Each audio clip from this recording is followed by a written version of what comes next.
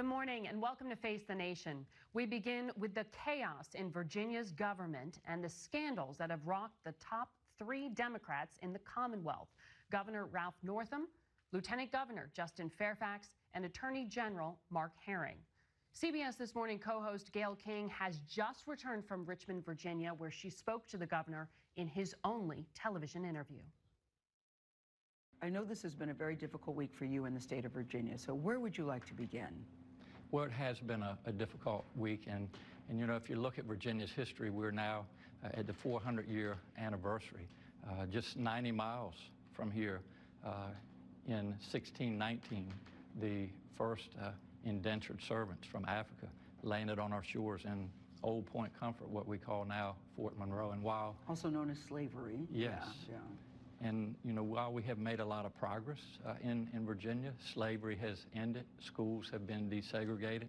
We have ended the Jim Crow laws, easier access to voting. It is abundantly clear that we still have a lot of work to do, and I really think this week raised a level of awareness in the Commonwealth and in this country that we haven't seen certainly in my lifetime. And why you think you still deserve this job when so many people are calling for you to step down? Well, again, we have worked very hard. We've had a good first year, and I'm a leader. I've been in some very difficult situations, life and death situations, taking care of sick children. And right now, you're a doctor, yes. Right now, Virginia needs someone that can heal. There's no better person to do that than a doctor. Virginia also needs someone who is strong, who has empathy, who has courage, and who has a moral compass. And that's why I'm not going anywhere. I have learned from this. I have a lot more to learn, but we're in a unique opportunity now. Again, the 400-year anniversary of the history, whether it be good or bad, in Virginia, to really make some impactful changes. Of slavery in this country, yes. In this state, yeah.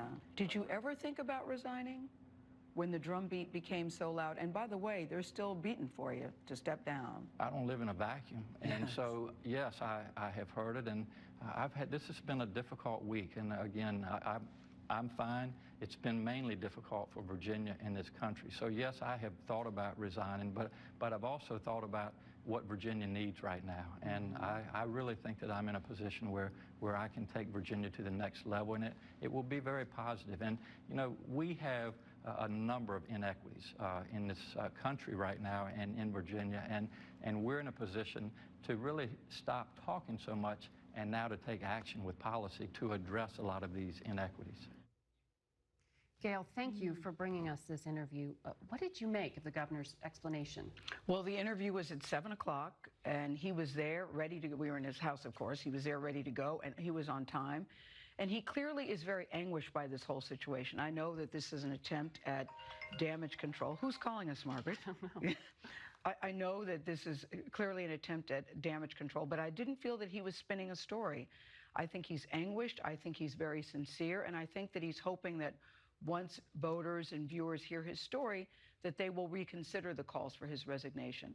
That said, he's not planning to go anywhere. He thinks that he feels he's in a very unique position to lead Virginia to another way, and that this is actually, as painful as it is, a very good conversation for us all to have. He thinks he can ride this out. I think he's hoping he can ride it out. He is not going to step down. He is not going.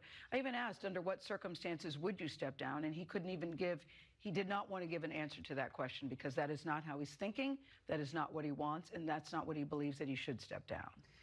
What do you think, though, about what this has sparked in terms of a national conversation? I mean, this is a state that has a long, troubled history with race. It was the capital of the Confederacy. This has really resonated around the country. And he is aware of all of that. And I think I said, listen, and in Virginia, you have 1, 2, 3 people that are involved in a very messy scandal all at the same time. What do you make of that? He knows that the optics aren't good. He said, but I'm concentrating on my battle and my fight, and I want to figure out a way how I can turn this around. And you continued your conversation with him. Let's play that clip. Let's talk about Justin Fairfax. Yes. In the beginning, he did not call for your resignation. He said, you know, let the governor decide. I know the governor will make the right decision. But now his story has also changed. Yes. As you know, 2 women have come out and accused him of sexual assault, yes. Sexual inappropriateness. And they have both said that if there is an impeachment hearing, that they will testify against him. Where do you sit on how you feel about Justin Fairfax today? Are you too calling for him to step down?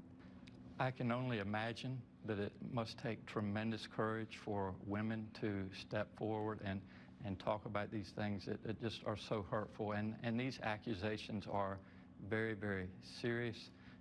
They need to be taken seriously. As you know, Governor Fairfax has called for an investigation.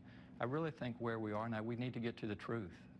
The truth is important, and certainly he too is calling for an investigation. Yes, he is, and I support that. And if these accusations are determined to be true, I don't think he's going to have any other option but to resign.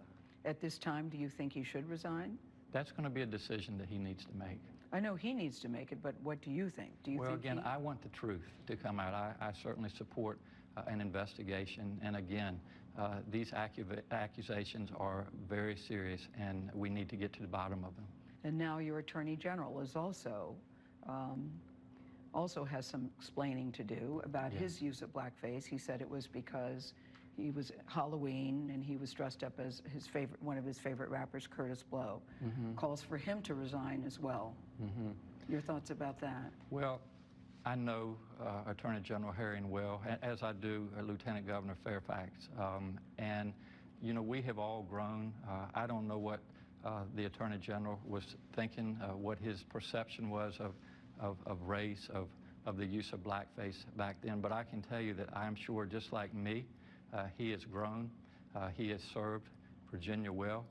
And he and I and Justin, all three of us, have fought for equality. And so, again, I regret that our Attorney General is in this position, but this is a decision that he's going to need to make. Yeah, lots of decisions that need to be made. He has not spoken. I thought this was interesting. He has not spoken to Justin Fairfax since his second accusation came out. And I said, why haven't the two of you communicated? And he said, you know, well, I'm dealing with what I'm dealing with, he's dealing with what he's dealing with, and I'm concentrating on this. I do know that the wives have reached out to one another. I was told that today. Yeah, but the two of them have not spoken. Gayle, we'll be watching the rest of this interview on CBS This Morning. Thank you. Well, we talked to him about the moonwalk. We talked about his wife. We talked about how this all came about. I'll just say, Margaret, we have a lot of interesting information that we'll have tomorrow on CBS This Morning. I know you're ready for me to go. No, Gayle, we love that you were here and you brought that. I want to get reaction to your interview.